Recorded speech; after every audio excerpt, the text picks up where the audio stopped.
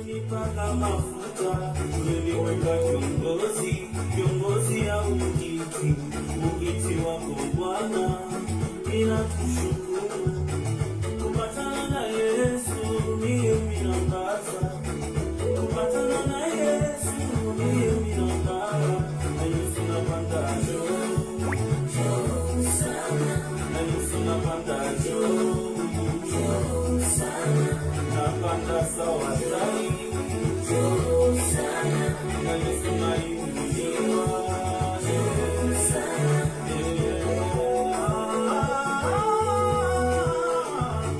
Hapana kujiuliza kesho takulaje, kwangu sijiulize maisha takuaje. Tazama ndege za anga wanakula kila siku, tazama maua na nyana wafika kila siku. Yesu ni mfalme, tafuta Yesu utapata vyote.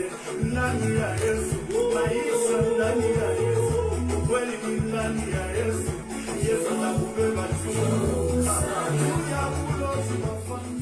Bonsoir, bonsoir à toutes et à tous. C'est le pasteur Georges depuis la France à Lyon. Je vous dis un grand merci de votre participation, de tout ce que vous faites. J'aimerais, avant de commencer, que nous puissions passer un moment de la prière, que nous puissions remettre tout ça entre les mains de Dieu. Nous prions. Éternel notre Dieu, tu es le Dieu Tout-Puissant. Tu nous aimes et tu nous acceptes tels que nous sommes. Nous nous approchons de ton trône de grâce pour te dire un grand merci pour tous tes bienfaits. Je vais tout simplement, Seigneur, nous rabaisser ici pour que toi tu sois élevé. Saint-Esprit, sois au contrôle de toutes choses. Merci de nous accompagner du début jusqu'à la fin de notre temps que nous te consacrons en ce moment. Merci de prendre le contrôle de toutes choses. Nous nous rabaissons, nous voulons que toi tu sois élevé tout simplement. Le contenu de tout ce qui sera dit ici soit agréé par toi et en même temps conduit par toi. Parce que tu vas utiliser ton serviteur pour que je puisse mettre en avant et en lumière ce que tu as mis en mon cœur de partager avec les frères et sœurs de par le monde. J'aimerais les bénir chacun de nous individuellement. Si on a fauté, si j'ai fauté, papa, je te demande pardon avant de commencer toutes choses. Je vais me remettre en diapason avec toi pour que tu sois l'alpha et l'oméga en toutes choses. Nous commençons avec toi en tant qu'alpha et finirons avec toi en tant qu'oméga. Mais en attendant le contenu de tout ce qui sera dit ici, papa, que ça soit vraiment conduit par toi. Et je te remercie pour ces frères et des sœurs de par le monde qui partagent et en même temps qui nous suivent de plus près. Seigneur notre Dieu, je vais te les remettre, te les confier. Merci de faire quelque chose pour chacun de nous individuellement. Nous confions en toi dans le nom de Jésus-Christ, notre Seigneur.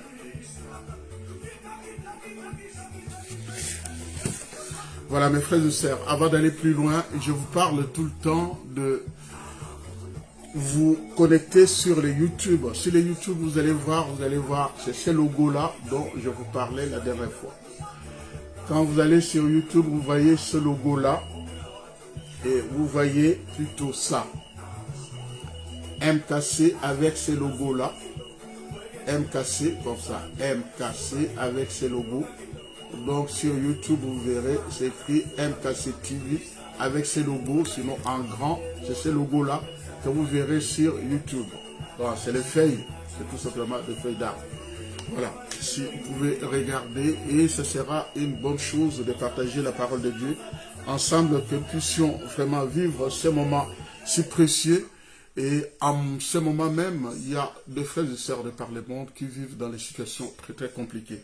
Le plus important pour nous, c'est de prier. Comme la parole de Dieu dit que nous prions les uns pour les autres, nous allons d'abord remettre ce moment avant d'introduire, avant d'aller plus loin. Seigneur, encore une fois, nous nous tournons vers toi. Nous voulons tout simplement te remettre nos frères et sœurs de par le monde. Tu connais la situation que nous traversons actuellement. On parle d'inflation, on parle de guerre, on parle d'infiltration, on parle d'occupation, d'envahissement. Seigneur notre Dieu, toutes ces choses-là, comme les déclare la parole de Dieu dans Matthieu chapitre 24, Seigneur, toutes ces choses, tu nous avais prévenues. Et les choses qui nous arrivent, ce ne sont pas des choses qu'on peut s'étonner, tout simplement parce que Dieu les avait prévues et ça se passe en ce moment. Et ça nous aussi de faire attention par rapport à la gestion de tout ce qui nous arrive en termes de conflits, en termes de guerre ou d'attaque ou d'occupation, c'est à nous de faire très très attention là-dessus. Et Dieu nous appelle à l'amour, que nous puissions nous aimer les uns pour les autres. Même s'il nous demande de prier pour nos ennemis, nous pouvons que faire du bien. Faisons du bien. Le reste, Dieu lui-même dit, en déclarant, en disant, à moi la vengeance, à moi la rétribution. C'est Dieu lui-même qui fera quelque chose pour nous et pour les nations. En même temps, nous demandons, Papa, que tu sois avec tous ces gouverneurs, de tous ces présidents, toutes ces personnes qui prennent les décisions ou à l'unisson ou des décisions personnelles pour satisfaire leurs besoins personnels, leurs égaux. Seigneur, notre Dieu, c'est toi qui instaures toute autorité et c'est toi aussi qui peux destituer toute autorité. C'est pour cela, en ce moment même, nous avons une pensée pour nos pays. Seigneur, tu connais comment le peuple, les gens et les habitants se déplacent, font des kilomètres, laissant derrière eux l'air de mer. Seigneur, c'est toi celle qui peut apporter des solutions. Même si on dit, nous allons chercher la paix, nous allons rétablir les choses par la voie diplomatique. Seigneur, c'est plus le temps de la diplomatie. On a très bien vu tout ce qui se passe, l'homme ne tient pas la parole. L'homme ne tient pas parole. C'est pour cela, ici, nous voulons tout simplement que tu prennes le contrôle de toutes choses. Il y a beaucoup de gens qui ont perdu la vue par rapport à toutes ces choses-là. Pour satisfaire leur intérêt, Papa, tu vois comment et combien les gens sont partis sous terre, laissant derrière eux des orphelins, des orphelines, des veuves, surtout. Papa, je te demande tout simplement la prise en charge spirituelle et la prise en charge tout court, que tu pourvoies aux besoins de chacun de ces des gens les déplacés surtout, et les gens qui sont malades, et les gens qui ont perdu beaucoup de choses. Seigneur, tu es le seul, la source. C'est cette source-là qui ne tarit pas, c'est cette source-là. Nous allons aller chercher. Nous avons confiance en toi. Merci encore de nous faire du bien. Merci de nous accompagner, d'être au contrôle de toutes choses, dans le nom de Jésus-Christ, notre Seigneur. Nous t'avons ainsi prié. Je dis Amen. Donc, Amen, Amen. Donc, ici, tout simplement, nous allons aller plus loin maintenant par rapport au thème que nous avons mis, c'est la relation entre Dieu et Moïse. Donc, nous continuons la série, comme je l'avais dit la dernière fois, la semaine dernière, nous continuons avec la série, la relation que Dieu a avec Moïse. Nous allons voir que les choses, des fois, ne se passent pas forcément comme nous l'attendons. Nous allons voir que dans cette relation, il y a une personne. La personne en question, c'est Moïse. Moïse qui a été appelé par Dieu pour le servir, et c'est Moïse lui-même qui va faire en sorte que Dieu ne puisse pas compter sur lui. Oui, Dieu ne puisse pas compter sur lui. Mais vous verrez un peu plus tard comment les choses vont se passer malgré la prise en charge du service que Dieu lui avait donné. La finalité, vaut mieux la fin d'une chose que son commencement, comme le dit la parole de Dieu. Et vous voyez que Moïse n'est pas entré en terre promise. Et ça s'est arrêté. Moïse s'est arrêté parce qu'il n'est pas entré dans la terre promise. Pourquoi? Et vous verrez que quand on s'entête, quand on ne fait pas forcément ce que Dieu attend de nous, il y a des conséquences. Donc, avant de commencer, nous allons lire la parole de Dieu qui se trouve dans Exode. Nous allons commencer par Exode, le chapitre 3. Exode, le chapitre 3. Je vais lire Exode, le chapitre 3. Et après, je prendrai Exode, le chapitre 4, quelques versets. Donc, ici, nous parlons de Moïse et Dieu en termes de relations et tout ce que Dieu attendait de Moïse. Exode, le chapitre 3, à partir du verset 1, il est écrit « Moïse était devenu berger du troupeau de son beau-père Jéthro, les prêtres de Madian. Il conduisit le troupeau derrière le désert et vint à la montagne de Dieu à Horeb. L'ange de l'Éternel lui apparut dans une flamme de feu au milieu d'un buisson. Moïse regarda, vit que le buisson était tout en feu sans être consumé.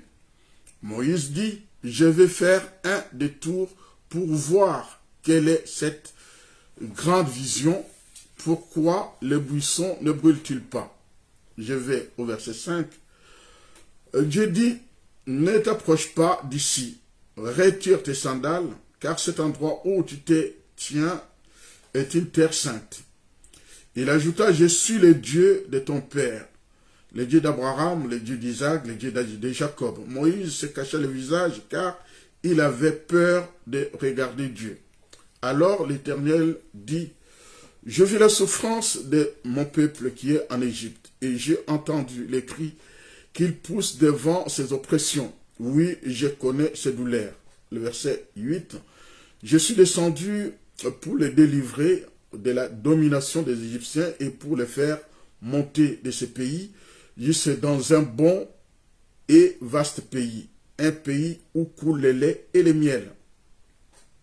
Cet endroit qui habite les Cananéens, les Hittites, les Amoréens, les Phésiens, les Éviens et les Amoréens, les Jébusiens, pardon. Le verset 9, maintenant les cris des Israélites sont venus jusqu'à moi. J'ai aussi vu l'oppression que leur font subir les Égyptiens. 10. Maintenant vas-y, je t'enverrai vers Pharaon et tu feras sortir d'Égypte mon peuple d'Israël.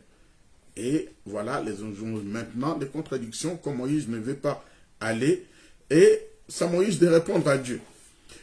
Moïse dit à Dieu, qui suis-je moi pour aller trouver les pharaons et pour faire sortir les Israélites d'Égypte? Dieu dit, je serai avec toi. Voici pour toi le signe que c'est moi qui t'envoie. Quand tu auras fait sortir le peuple d'Égypte, vous servirez Dieu sur cette montagne. Moïse dit à Dieu, j'irai donc trouver les Israélites, je leur dirai, le Dieu de vos ancêtres m'envoie vers vous. Mais s'ils me demandent quel est son nom, quel est son nom, que répondrai-je?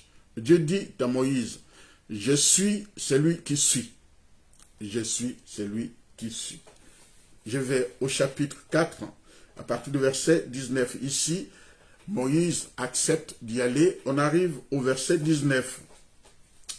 L'Éternel dit à Moïse dans le pays de Madian, vas-y, retourne en Égypte, car tous ceux qui en voulaient à ta vie sont morts. Moïse prit sa femme et ses enfants, les fit monter sur des ânes et retourna en Égypte et y prit à la main des bâtons de Dieu. L'Éternel dit à Moïse, en partant pour retourner en Égypte, vois tous les prodiges que j'ai mis dans ta main. Tu les feras devant les pharaons. De mon côté, j'endurcirai son cœur et il ne laissera pas partir le peuple. Tu annonceras au Pharaon, voici ce que l'Éternel Dieu dit. Voilà, et après il dit, j'ordonne de laisser partir mon fils pour qu'il me serve. Si tu refuses de le laisser partir, je ferai mourir ton fils aîné. Donc ici, vous verrez, c'est justement de l'échange que Dieu va avoir avec Moïse. Après arrive maintenant des fléaux qui arrivent. Alors, il y a toute une succession de l'Éternel dit à Moïse, ou dit à Aaron, donc, tiens la main avec ton bâton sur les rivières, les ruisseaux et les étangs. Au verset, là, on parle maintenant, les fléaux commencent. Après, il dit, l'Éternel dit, lève-toi de bon matin et présente-toi devant le Pharaon. Il sortira pour aller près de l'eau. Tu lui annonceras, voici ce que dit l'Éternel. Au chapitre 9, nous disons, la cinquième fléau, l'Éternel dit à Moïse, va trouver Pharaon et tu lui annonceras, voici ce que dit l'Éternel. Le sixième fléau, c'est toujours ça. L'Éternel dit à Moïse et à Aaron, remplissez vos mains de cendres et de fourneaux, et que Moïse la jeta vers le ciel sous les yeux du Pharaon. Plus loin, le septième, c'est toujours la même chose, la répétition. L'Éternel dit à Moïse, lève-toi de bon matin et présente-toi devant Pharaon, tu lui annonceras, voici ce que dit l'Éternel. Donc ici, je m'arrête là, parce que c'est toute une succession de choses que Dieu va annoncer à Moïse de faire avec son frère Aaron. Donc, merci frère David. Donc, nous sommes en direct maintenant sur YouTube. Vous pouvez maintenant nous suivre. N'oubliez pas, Quand vous allez dans YouTube, vous voyez ça. Je vous ai montré, vous verrez ces logos-là. C'est écrit MKC TV, ces logos-là. Sur YouTube, vous verrez où ça sera écrit comme ça. MKC TV avec les logos, celui-ci. Donc, c'est là. Puisqu'il y a 3 MKC, les nôtres, ça va être ça, ce logo-là. Et la même couleur, c'est ça, ou cette couleur-là. Voilà, MKC TV avec cette couleur-là et ce logo-là. Voilà. Maintenant, mes frères et sœurs, ce qui est important ici, c'est de voir, quand l'Éternel dit quelque chose, la chose s'accomplit. La chose en question s'accomplit, mais il y a toujours des réticences. Vous voyez comment Dieu va aller chercher cet homme. Vous savez, Moïse est né en tant que juif, israélite, esclave. Comme on est en train de tuer, Pharaon ne veut pas voir des hommes, les premiers-nés que Pharaon veut exécuter. Maintenant, c'est la maman de Moïse qui va aller mettre Moïse dans ses paniers et les mettre sur l'île, sur le fleuve Nil plutôt. Et après, c'est le fils ou la fille plutôt, la fille de Pharaon qui va ramasser ces paniers-là et va adopter Moïse. Et Moïse a vécu 40 ans. 40 ans chez Pharaon. Et cette fois-ci, il décide de sortir un peu, d'aller explorer, d'aller voir ce qui se passe à l'extérieur. C'est là où il va vers son peuple. Il va voir que son peuple est en train de souffrir. C'est ce que Dieu va lui rappeler à la suite de la lecture qu'on vient de faire dans Exode chapitre 3. Et il assiste effectivement comment les Égyptiens maltraitaient les Israélites. Lui-même, il a vu, et comme il ne pouvait pas supporter, Moïse veut venger un Israélite. Veut venger, et malheureusement, la mort s'ensuit. Puisqu'il y a mort, Moïse prend peur. Et c'est toujours dans ta propre famille qu'il y a des traîtres. C'est toujours dans ta propre famille qu'il y aura cette personne qui voudra aller te dénoncer. Et Moïse a pris peur. C'est pour ça qu'il prend fuite. Il part. Et c'est là où il va aller chez Jéthro, qui deviendra son beau-père. Il va aller se marier là-bas. On dit que son séjour là-bas a duré aussi 40 ans. 40, il est à l'extérieur. Une fois à l'extérieur, il y a des choses qui vont se passer. Voilà. Comme il est devenu berger, en tant que berger, il va aller cette fois-ci, voilà, à la montagne, maintenant, pour aller nourrir les troupeaux. Et c'est là que Dieu avait déjà prévu des choses pour lui. Parce qu'il était temps que Dieu passe en action. Quand Dieu t'appelle, il met tous les moyens possibles pour que la chose en question s'accomplisse. Ici, c'est le jour de l'accomplissement de ce que Dieu avait décidé pour que son serviteur entre en action. Dieu apparaît sous forme de feu. Le buisson ardent qui prend feu, mais qui ne se consume pas. Et poussé par la curiosité en tant qu'humain, Moïse veut s'approcher. Dieu lui dit, stop, n'approche pas, reste là. Dieu veut limiter tout simplement entre ce qui est humain et ce qui est spirituel. Vous voyez, entre l'humain et le spirituel, voilà, Dieu ne veut pas que le spirituel prenne le dessus, les charnels prennent le dessus sur le spirituel. Dieu veut séparer ces deux choses.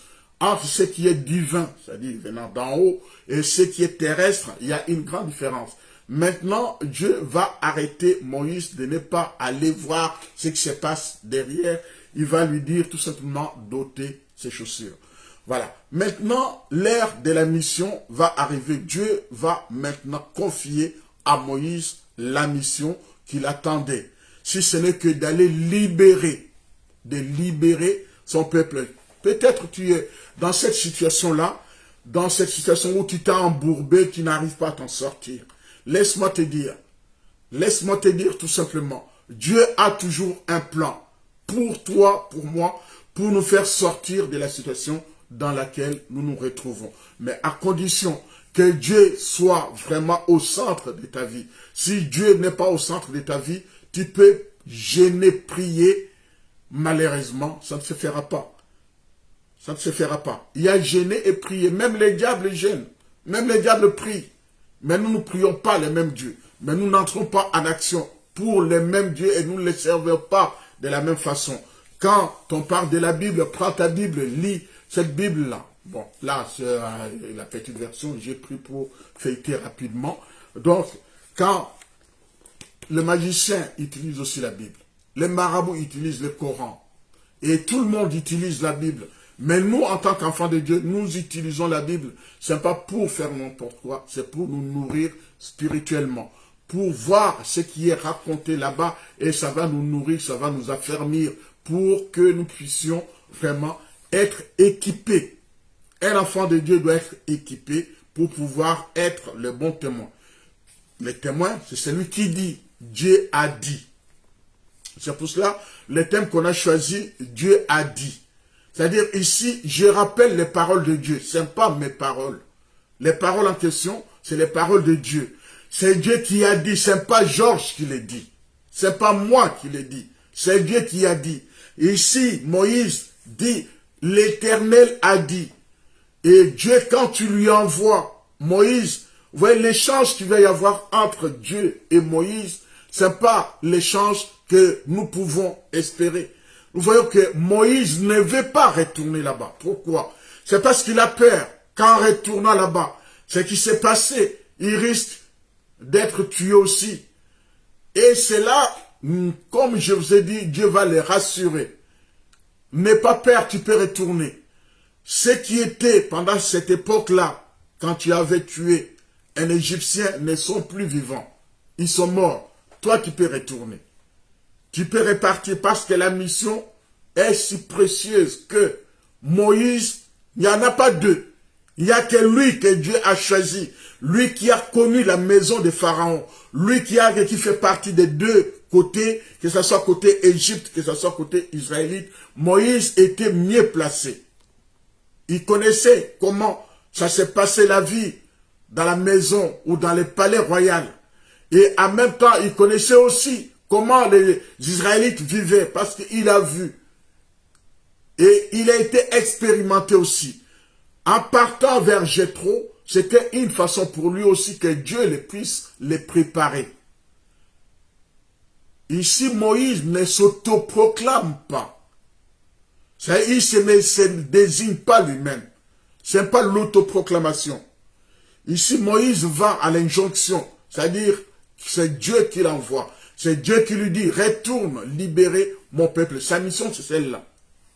Tu vas retourner en Égypte. Pourquoi? C'est parce que Dieu avait besoin d'un libérateur, d'un leader. Leader, c'est quelqu'un qui est au-dessus. Quelqu'un qui peut prendre les décisions. Et cette personne-là peut les assumer. Et Dieu a équipé, effectivement, Moïse. Il a équipé. Il lui a mis tout ce qu'il avait besoin pour délivrer les peuples israélites et les ramener vers la terre promise. L'échange que va avoir Moïse avec Dieu, vous allez voir, et à chaque fois, il veut trouver des parades. Je n'ai pas la langue facile, je ne peux pas. Tu n'as pas la langue facile, il n'y a pas de problème. Je mets à tes côtés ton frère Aaron. Lui parlera à ta place. Et comment ces gens-là, s'ils me posent la question, que dirais-je? Je dis, vas-y, tu diras, je suis m'a envoyé vers vous. Ils comprendront. Le Dieu d'Abraham, d'Isaac, de Jacob, c'est lui qui m'envoie vers vous. Et vous voyez que Dieu a tout planifié et à chaque fois que Moïse veut trouver des échappatoires, c'est-à-dire pour me retirer, pour ne pas me responsabiliser, Dieu avait tout prévu parce que Dieu connaît tout, Dieu sait tout, le psaume 139. Dieu connaît tout de toi, Dieu connaît tout de moi. Et ce Dieu-là, c'est celui qui fait en sorte que tu sois opérationnel. Que tu sois opérationnel là où il t'a placé. Les paroles Dieu a dit. C'est-à-dire, ce n'est pas tes paroles. C'est les paroles qui viennent de Dieu. C'est pas, je ne dis pas, j'ai dit. Non. Elle dit, l'Éternel a dit. Il les désigne bien. L'Éternel a dit. va voir Pharaon, tu lui diras que l'Éternel veut que tu libères son peuple. En même temps, Dieu a bien vu à quel moment tu peux annoncer à la personne la nouvelle. C'est très tôt matin, ici, Pharaon avait l'habitude d'aller vers le Nil pour aller contempler ses ressources avant d'entamer sa journée. Et c'est là où l'Éternel dit à Moïse, va les voir là-bas.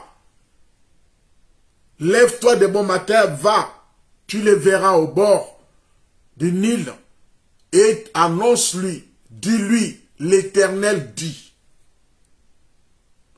La première des choses que Dieu dit à Moïse pour Pharaon, si tu refuses de laisser partir mon peuple, ton fils aîné mourra.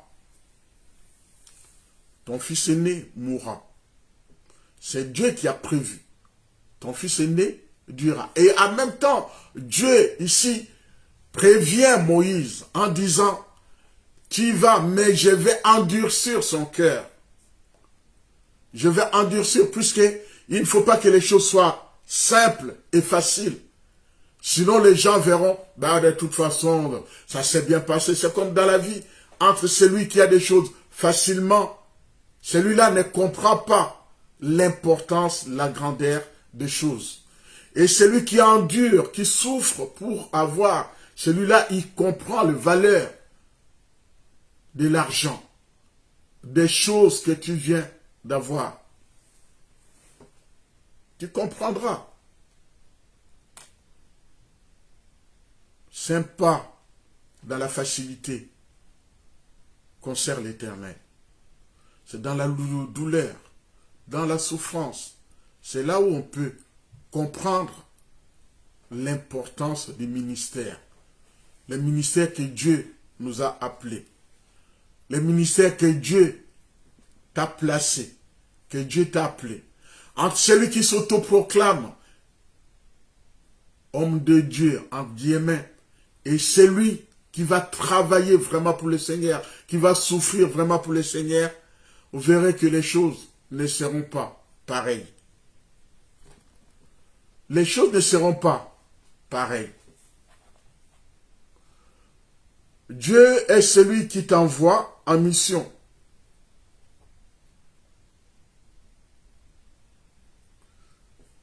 Dieu lui dit à Pharaon, à Moïse, viens et je t'enverrai. Il y a d'abord l'appel et puis l'envoi. C'est Dieu qui nous appelle à les servir. Et puis il nous envoie. La moisson est grande. Il dit, je viens et je t'enverrai vers. Je t'enverrai vers ces personnes-là. C'est-à-dire ici, ce n'est pas une limitation. La moisson étant grande, Dieu a envie, je cherche quelqu'un. Ésaïe, le chapitre 6, je cherche quelqu'un pour envoyer. Ou qui enverrai-je? Et la moisson étant grande, comme il est écrit dans l'évangile de Matthieu par exemple, et Dieu nous envoie aller de par les nations. Matthieu chapitre 28, vous pouvez le lire. Aller de par les nations. Et la mission que Dieu a confiée à Moïse, ce n'est que de libérer son peuple. Et Dieu te confie une mission. Tout ce que nous traversons actuellement, tout ce que nous reconnaissons actuellement, et Dieu te dit tout simplement, ne fléchis pas, ne rabaisse pas, ne te faiblis pas. Prends courage et fortifie-toi pour continuer à travailler. Pour qui? Pour ces dieux-là. Continue à travailler pour ce Dieu-là. Et ce Dieu-là, c'est celui qui te récompensera. Ce Dieu-là, c'est celui qui pourvoira à tes besoins. Ce Dieu-là, c'est celui qui te visitera. Et beaucoup attendent justement le mois de décembre pour commencer à dire, je vais jeûner et je vais prier. Parce qu'on arrive à la fin, au mois de décembre, c'est là où il y a beaucoup de gestations, c'est là où il y a beaucoup de ceci, de cela, voilà, il y a des comptes à rendre, il y a l'oncle du coin, il y a la tata, il y a la maman, il y a le papa qui veut tuer, qui veut me liquider, ainsi de suite. Donc je me mets maintenant à prier. Non. La prière n'a pas de temps. Il faut prier continuellement. Il faut se mettre en train continuellement. Du 1er janvier jusqu'au 31 décembre, je dois être dedans. Je n'attends pas le mois de décembre pour me mettre, voilà, à commencer à prier.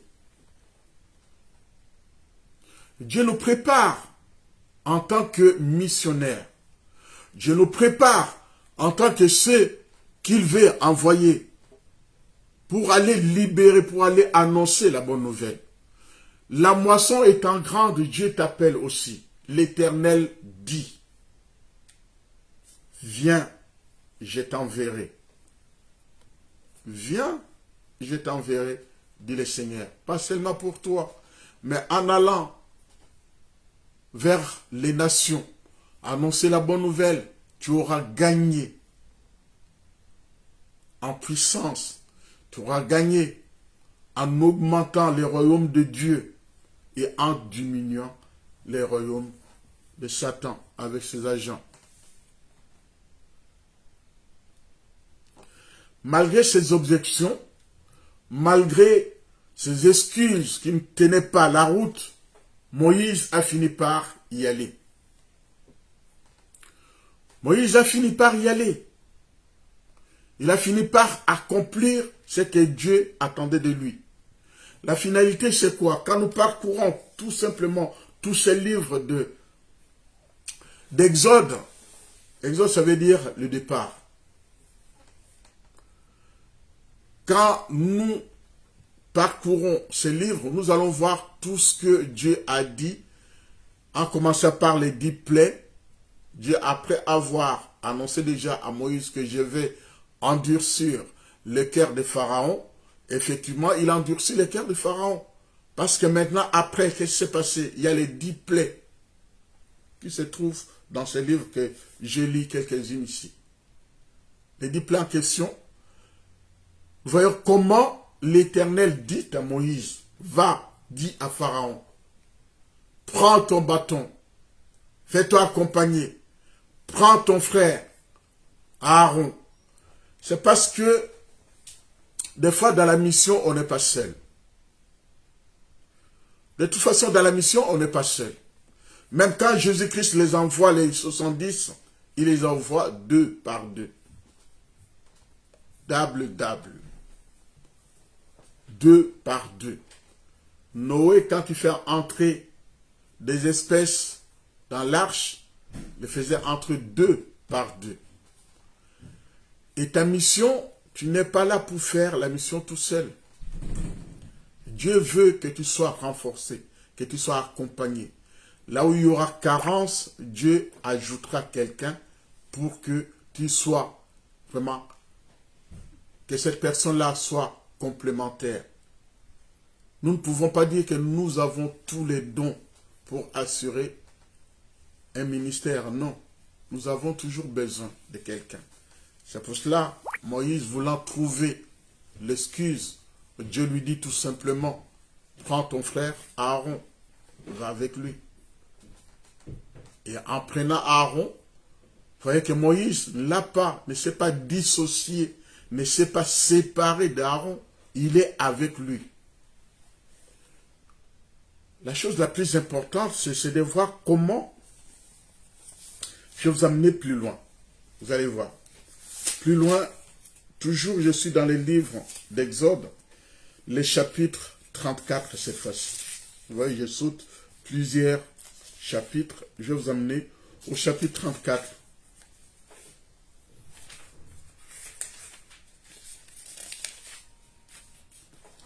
Le chapitre 34, je vais lire le verset 27 au verset 28.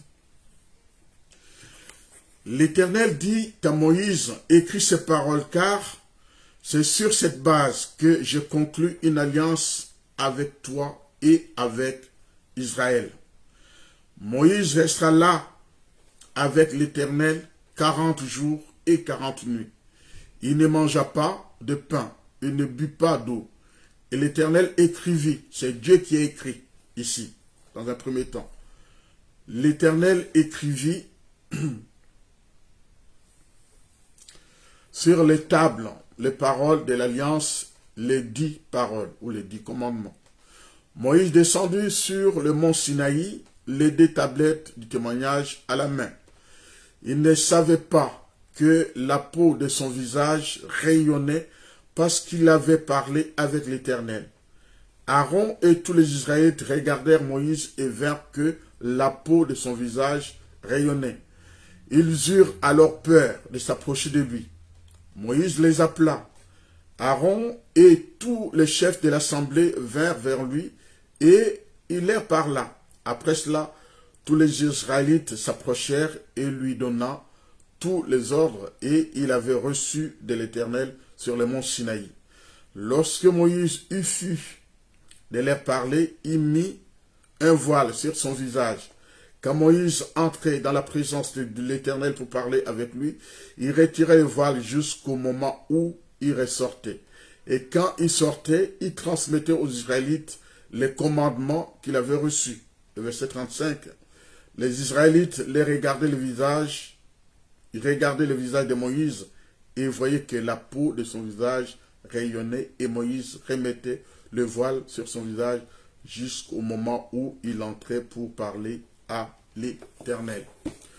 Mes frères et sœurs, vous pouvez vous rendre aussi compte que quand tu rencontres Dieu, tu ne seras plus le même. La rencontre qui se passe ici entre Moïse et Dieu, après avoir rencontré Dieu pendant 40 jours, 40 nuits, il a jeûné 40 jours, 40 nuits. Il a passé tout ce temps-là en présence de Dieu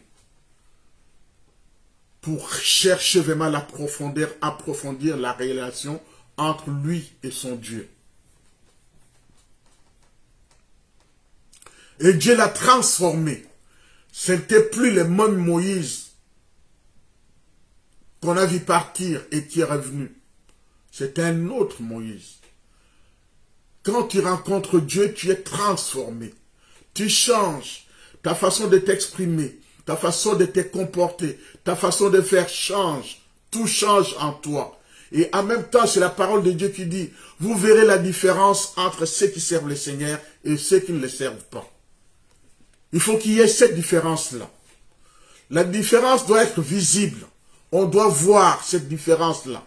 On doit se rendre compte que ici, cette personne-là sert vraiment l'Éternel. Et lui, non.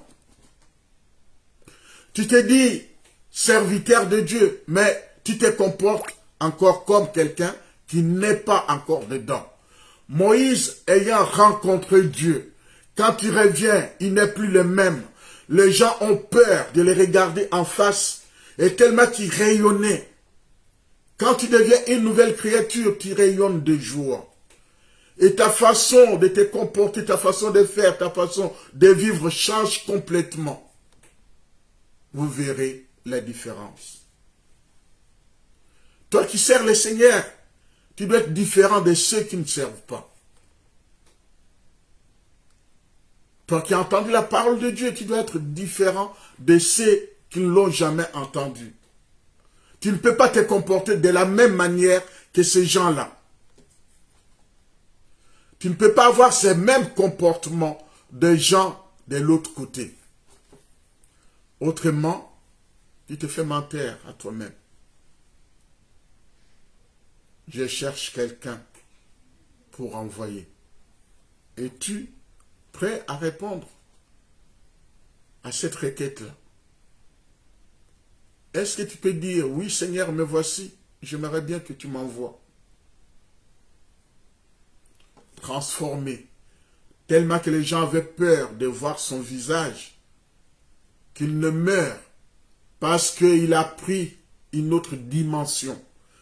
Le surnaturel est venu sur lui et les gens ne pouvaient pas s'approcher. C'était maintenant à lui de les rassurer. Je suis Moïse, bien que j'ai rencontré et il n'a pas vu comme ça, en face à face, Dieu. Mais il a passé plus de temps en entendant parler. Il a échangé. Et c'est les 10 tablettes, les 10 paroles, les 10 commandements que Dieu lui donne. que Dieu a écrit. C'est Dieu qui a écrit.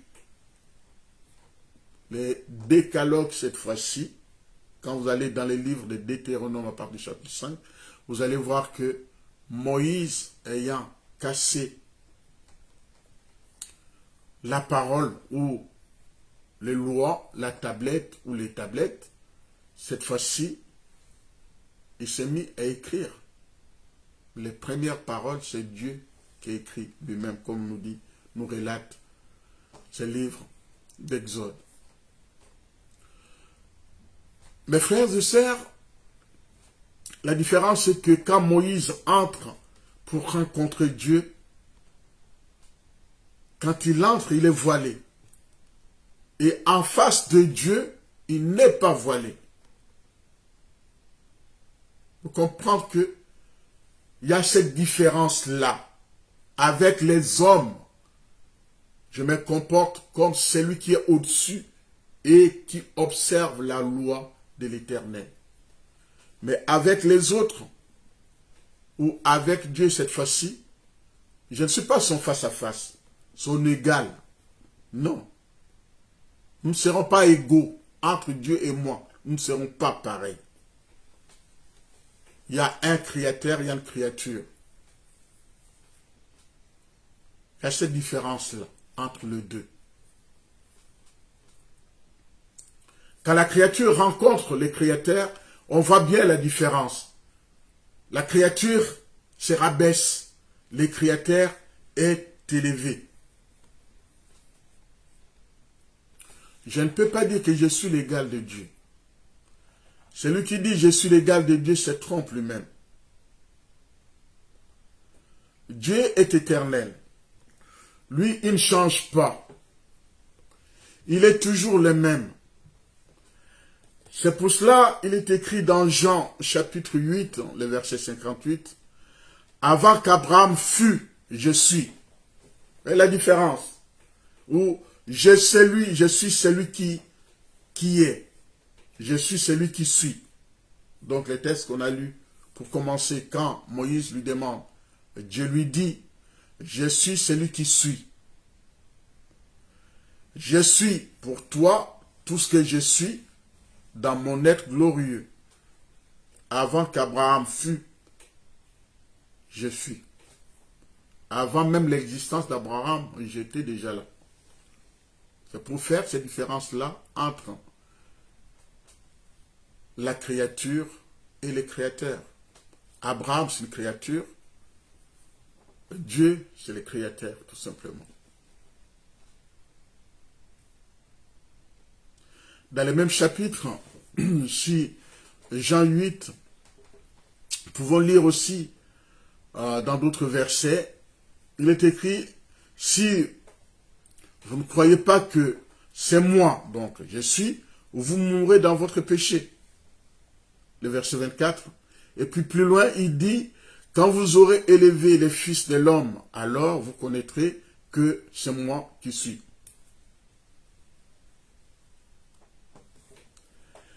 Ici, Dieu nous appelle à les reconnaître en tant que Dieu, en tant que créateur. Merci, pasteur. Sois les bienvenus. Mes salutations à toute la famille. Nous savons que Dieu est celui qui se rapproche, qui veut se faire connaître, qui veut que nous le connaissions en tant que Père, en tant que celui qui suit, en tant que créateur. Et cette relation que Dieu établit, non seulement ou veut instaurer avec nous, ce n'est pas une relation de dominant. Celui qui domine, non. C'est celui qui se rapproche. Dieu a tant aimé. Et c'est celui qui vient. Jean 3,16. C'est Dieu qui vient vers toi. Pourquoi? C'est pour te racheter. C'est pour te rendre la liberté de prier, d'annoncer, d'aller vers le champ. Viens, je t'enverrai, pardon. Viens et je t'enverrai. C'est ça la mission, tout simplement. Celui qui comprendra que Dieu m'appelle ce soir. Je réponds, oui, mais voici. Ésaïe chapitre 6. Je t'enverrai aller de par les nations. Matthieu 28. Que ce Dieu-là puisse vous apporter au-delà de votre espérance, que ce Dieu-là puisse faire en sorte que vous soyez, qu'on puisse voir en vous cette différence-là entre ceux qui servent et ceux qui ne servent pas. Je ne peux pas être le chrétien de non. Je suis chrétien, mais je ne pratique pas. Un jour, j'allais faire des courses avec ma fille. Nous sommes allés dans cette grande surface, nous avons rencontré un Français blanc qui était en Afrique. Moi, je les voyais, on passait par les rayons, il me regardait avec un regard un peu insistant comme ça. Et puis, quand on arrive vers les caisses, et il était devant nous. Et il a pris la parole. Il s'est adressé d'abord à ma fille. Et lui demande, vous êtes de quel pays? Ma fille lui, je suis congolaise.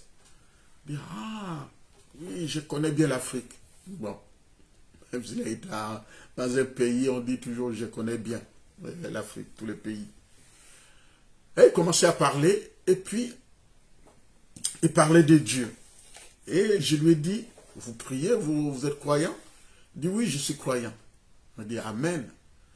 Il dit, et vous allez dans quelle église? Il m'a dit, je ne vais pas à l'église. Je lui ai dit, pourquoi? C'est parce que je ne crois plus. Bon. Je crois, mais je ne crois pas. Il y a une contradiction ici. Et en même temps, il me dit, pourquoi vous ne croyez pas? Il m'a dit, il y a tellement de choses qui se passent que je ne crois plus. Et mon échange avec lui, c'était, donc vous êtes croyant non pratiquant? Il dit, oui, en quelque sorte. Alors, je lui ai dit, non, il y a une différence. Je ne peux pas être croyant et non pratiquant. Je dois être croyant et pratiquant. Quand je crois à quelque chose, je pratique. Quand je ne crois pas à cette chose-là, je ne peux pas pratiquer. Donc, ou tu es dans l'un, ou tu es dans l'autre. On ne peut pas être dans l'un, mais non. Moïse avait cette mission-là. Dieu lui a dit, j'endurcirai le cœur de Pharaon. Il y a eu ce 10 plaies pour montrer comment Dieu met en pratique ce qu'il avait annoncé. Et en même temps, la finalité de tout, c'est que Israël va effectivement partir. Il y a l'accomplissement de la parole. Israël va sortir d'Égypte pour partir. Mais il y a cette épreuve-là qui les attend. La traversée du Nil pour aller de l'autre côté. Et c'est là, derrière, il y a Pharaon qui arrive avec ses chars. Comment faire? Rappelez-vous ce que je vous avais dit. Dieu avait dit à Moïse de prendre son bâton, le bâton qui s'est transformé en serpent. Dieu lui dit, prends ton bâton, vas-y avec. Le bâton a accompagné. Et c'est avec le même bâton que Dieu lui dit, lève le bâton et tends le bâton. Et c'est là où le Nil s'est divisé en deux et Israël pouvait passer à sec. Les bâtons. Des fois, nous ne comprenons pas que Dieu nous équipe aussi. Dieu nous donne des choses, les dons qu'on a reçus, que nous exploitons mal. Ces dons-là, c'est ce que Dieu nous équipe aussi pour que nous soyons efficaces, pour pouvoir répondre positivement à la mission qui est la nôtre, d'annoncer la bonne nouvelle. Que celui qui a les dons de guérison puisse guérir, que celui qui a les dons de prophétie puisse prophétiser, celui qui a les dons de visite puisse visiter, que celui qui a les dons de prier pour les autres puisse prier, les dons d'encouragement puissent encourager, les dons de chanter puissent chanter, celui qui a les dons d'imposer les mains pour que les personnes soient guéries, puissent exercer ces ministères. Celui qui a les dons de protocole, tout le monde n'est pas appelé à devenir pasteur ou diacre ou ancien ou diaconesse, mais celui qui a les dons juste d'accueillir les gens, les faire asseoir, qui puisse faire ces dons-là, puisse mettre en pratique ces dons-là, tout simplement, avec joie. Celui qui a les dons de balayer, de ranger, d'encourager, d'aller aider les pasteurs, parce que les pasteurs ne savent pas manipuler l'ordinateur, mais toi qui es calé là-dessus, tu peux aider les pasteurs.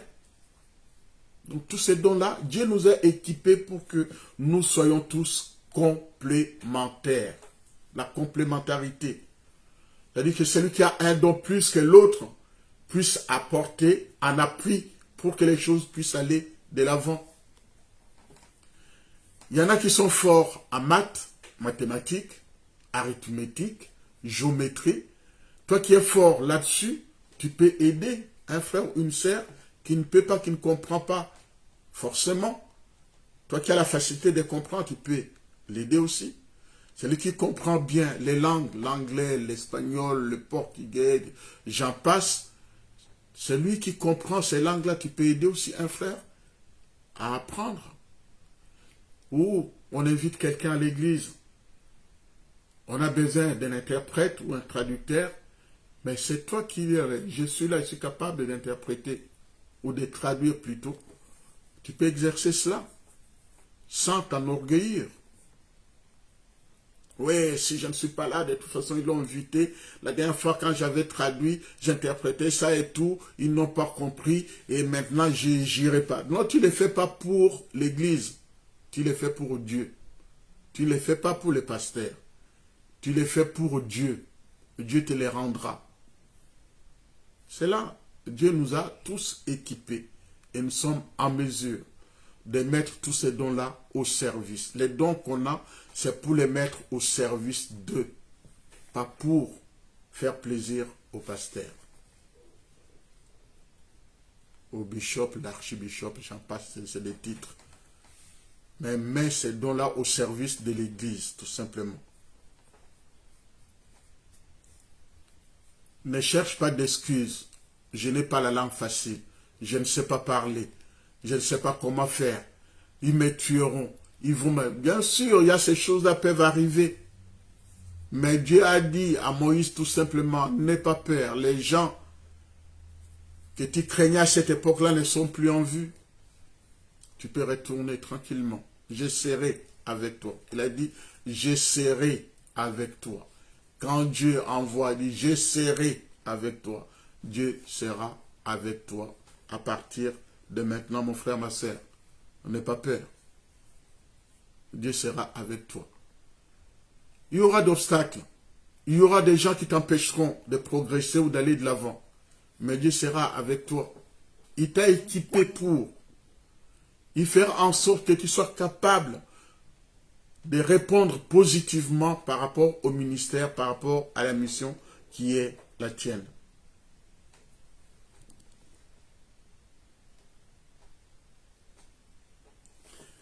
Il y a cette phrase-là, j'aime bien. Dans Exode, le chapitre 4, je reviens, le verset 1. Comme je vous ai dit, c'est marrant. Quand Moïse dit, il répond à Dieu. Ils ne me croiront pas et ils ne m'écouteront pas. Au contraire, ils diront, l'Éternel n'était pas apparu. L'Éternel lui dit, qu'y a-t-il dans ta main? Il répondit, un bâton. L'Éternel dit, jette-le par terre. Il les jeta par terre et les bâtons changeant en serpent. Moïse prit la fuite devant lui. L'Éternel lui dit, tends la main et prends-le par la queue. Il tendit la main et l'attrapa. Le serpent redevient alors un bâton dans sa main. L'Éternel dit, voilà ce que tu feras, ainsi qu'il croit que l'Éternel, le Dieu des ancêtres, t'est apparu, le Dieu d'Abraham, d'Isaac, de Jacob. L'Éternel lui dit, mets dans ta main sur ta poitrine. Il mit sa main sur sa poitrine, puis la retira. Et voici que sa main était couverte de lèpre, blanche comme la neige.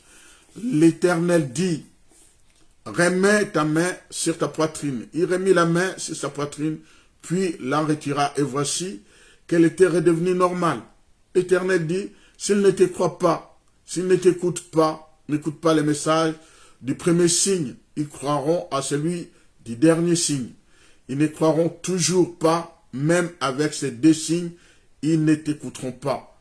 Tu prendras de l'eau du fleuve et tu la transformeras sur la terre, et l'eau que tu auras prise dans le fleuve se changera en sang sur la terre.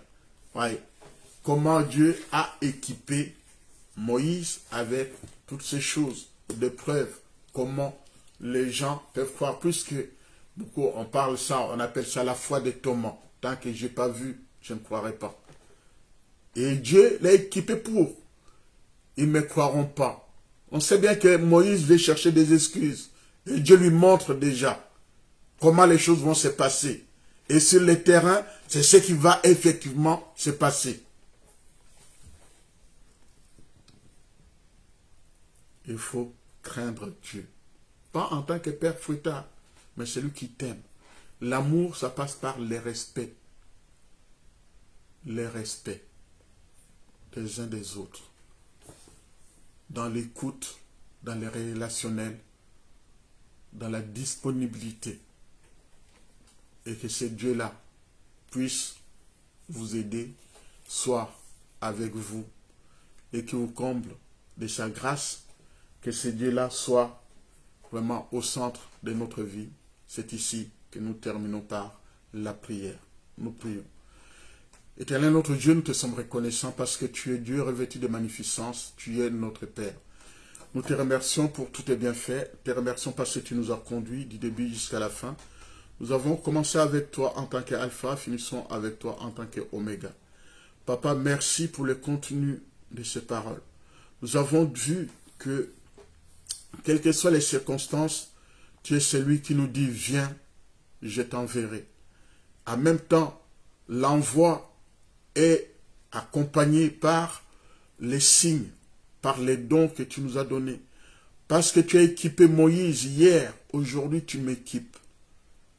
Et tu veux que tu puisses, je te demande d'équiper aussi un frère, une sœur, pour que nous soyons tous ensemble, à l'unisson, de ceux qui peuvent faire des grandes choses pour toi. Parce que tu dis toi-même dans ta parole, la moisson est grande, oui papa, puisque la moisson est grande, comment devrons-nous aller dans les champs, aller moissonner si nous ne sommes pas équipés? Comment pouvons-nous témoigner si nous ne sommes pas équipés? Comment pouvons-nous travailler pour toi si nous ne sommes pas équipés? C'est pour cela, Seigneur notre Dieu, nous te demandons vraiment de travailler encore. Il y a des réticences, il y a des gens qui croient et d'autres qui ne croient pas. Qu'est-ce que je leur dirai? Disait Moïse. Qu'est-ce que je leur disais? Je leur dirai quoi? C'est toi qui as trouvé les mots, les paroles qu'il fallait à Moïse pour aller leur dire. Aller leur dire, je suis m'a envoyé. Je suis m'a envoyé pour les rassurer tout simplement. L'homme a besoin d'être rassuré, prendre confiance, en même temps compter sur quelqu'un. Seigneur, est-ce le cas pour nous aujourd'hui? Nous vivons dans un monde de méfiance. On ne se fait plus confiance. On ne sait pas ce quel saint se vouer. Je ne sais pas la parole ou des choses que je suis en train de dire ne vont pas être utilisées contre moi. C'est pour cela qu'on vit dans la peur. Seigneur, ce n'est pas la peur que Israël avait face à Moïse qui redescendait après avoir passé 40 jours, 40 nuits auprès de toi. Non, Seigneur notre Dieu, toi tu n'es pas un Dieu lointain. Tu es le Dieu qui se rapproche. Tu es le Dieu qui fait quelque chose. Tu es le Dieu qui nous équipe. Tu es le Dieu qui restaure. Tu es le Dieu qui rémunère. Tu es le Dieu qui régénère aussi en même temps. Seigneur, restaure quelqu'un ce soir.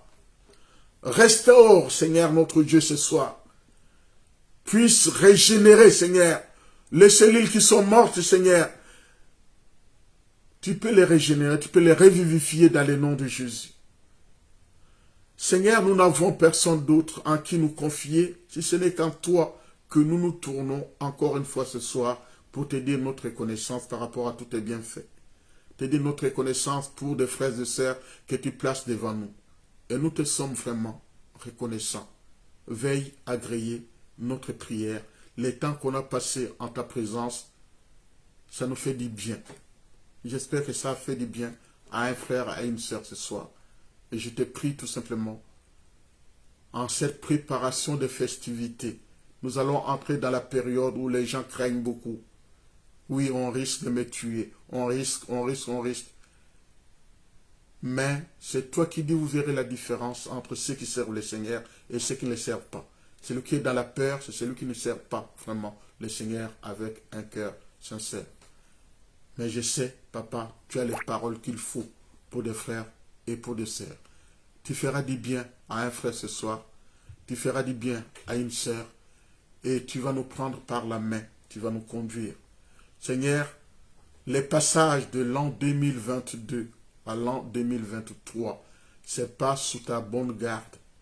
Et c'est toi qui vas nous traverser les Jourdains pour entrer dans Canaan, dans ce pays où coule le lait et le miel. Et les choses de bénédiction que tu as réservées pour tes enfants là-bas, à l'an 2023, ça commence à partir de maintenant, dans la préparation, dans la disponibilité, dans l'observation de tes 10 commandements, dans la mise en pratique de ta parole. Sinon, nous n'y arriverons pas. Je ne peux pas dire à un frère que je t'aime et derrière commencer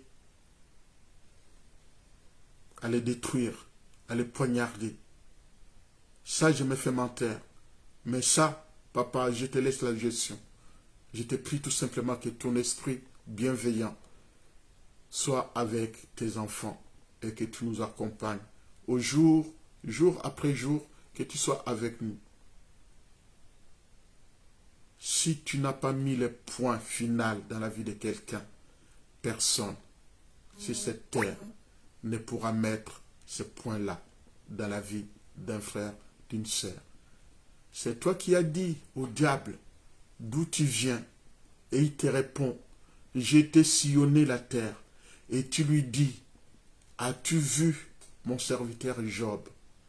Oui, papa, tes serviteurs sont là, tes servantes sont là, qui ont leur regard rivé vers toi, comme des servants, des servantes qui attendent de leur maître, de leur maîtresse, d'injonctions, des recommandations. Seigneur, notre regard est tourné vers toi.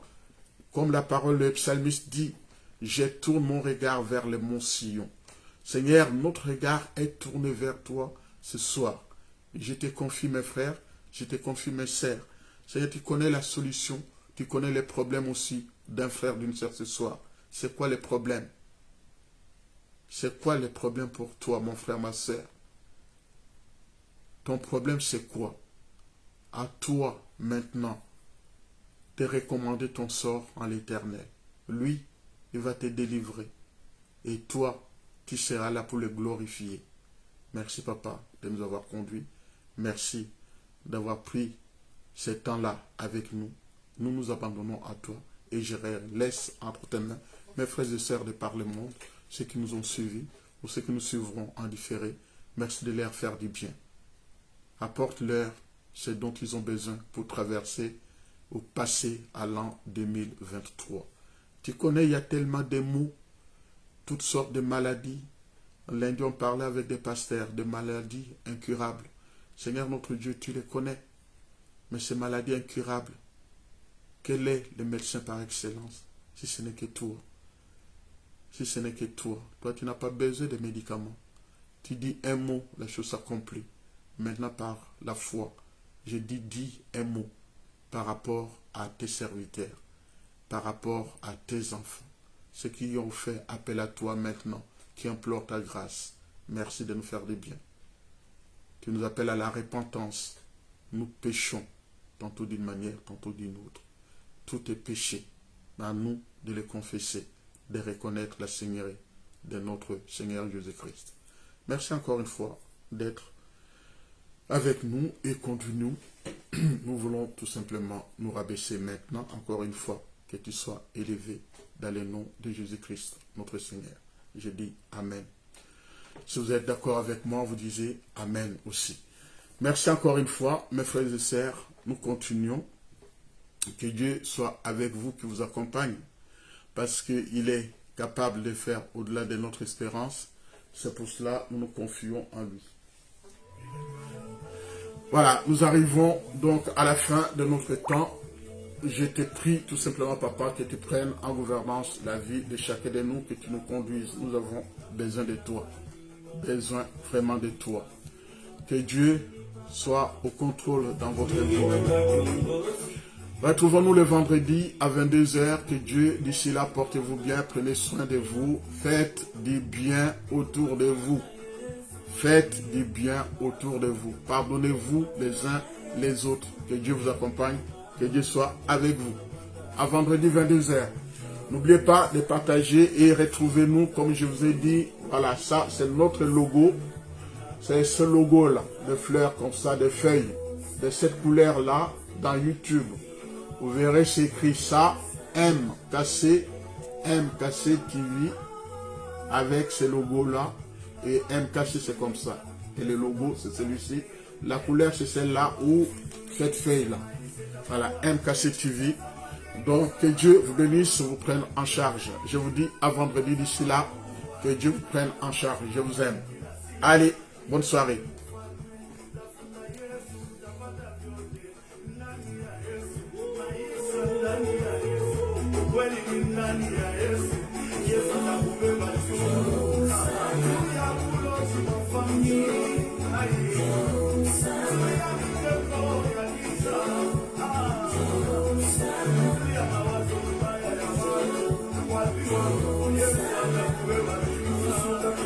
À vendredi, Dieu vous bénisse.